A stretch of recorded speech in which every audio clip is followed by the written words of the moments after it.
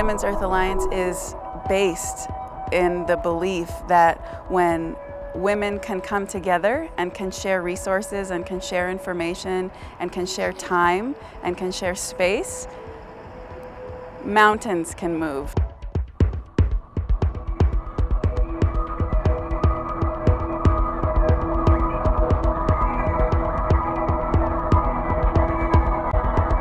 Our program is a two-part program. We have our exchange trips, which we're on right now. We're here in the Southwest. We're in beautiful Flagstaff. We've gone all the way from the high desert of Elko, Nevada to the beautiful saguaro country of Tucson, Arizona, and now we're back in the high country. We're traveling through this incredible terrain, meeting with Native American women who are spearheading environmental justice campaigns in the face of so much destruction and so much corruption, so much resource extraction, and so much of this is done in service of producing cheap and dirty energy that goes elsewhere. This last court decision for us told us that our cultural belief, our spiritual belief, is not a valid religion.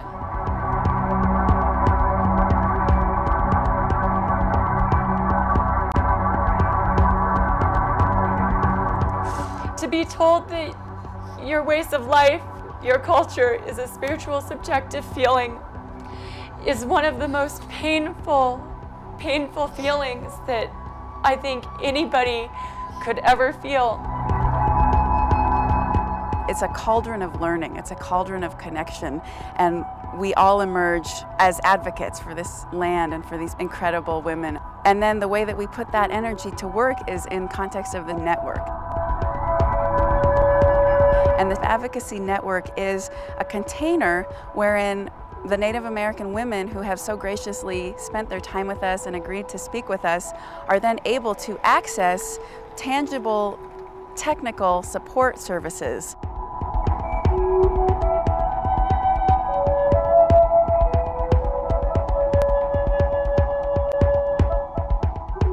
We learned from the women that while they're very, very excited about the legal assistance that we can bring to their communities, they're also really excited about other ways of collaborating with Women's Earth Alliance. Things like water harvesting and catchment training and getting the word out. Things like web development, and they need lots of help with raising funds to support their work that they're doing.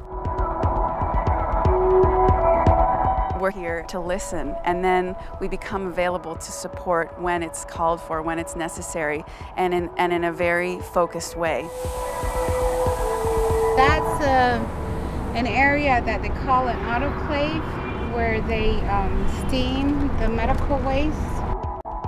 They're trying to tell us it's a cleaner technology, but yet it's just disguised as something different, you know.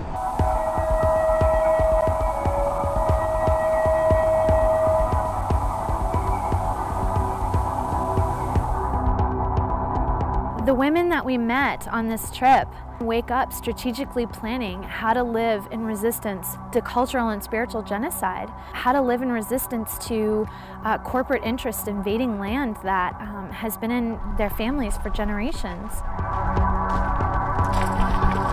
The elders, the ceremony elder said that now that you're here on the land, it becomes your responsibility to take care of the land. Because we didn't ask for this. Right.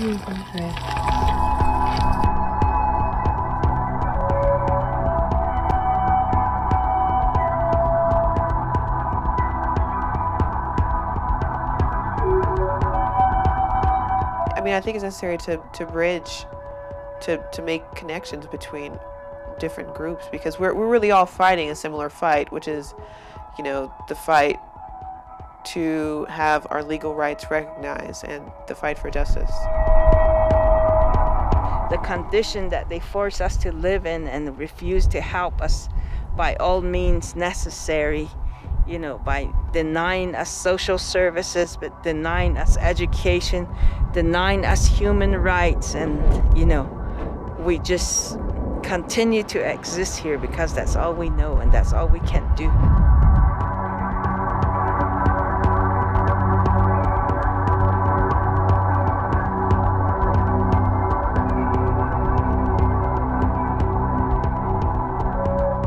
Meeting the women that I've met so far, it makes me feel very hopeful. Like, it makes me feel like there's a lot more that I have to learn and there's a lot more that I can do, and just to persevere and sort of just keep working at it. And I mean, it's a message that should be spread.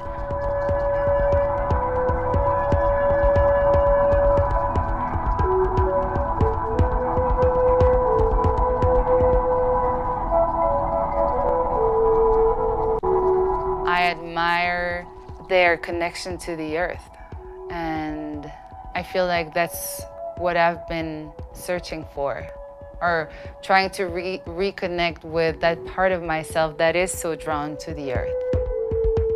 I think it's a very worthwhile program and a way to focus work for a lifetime. Women's Earth Alliance brings these women the resources that they need to do this work effectively, to make them feel supported, for them to be successful, to ensure that not only their communities can breathe clean air and drink clean water and live for generations to come, but so that my family can do that too. That is why this program is so amazing.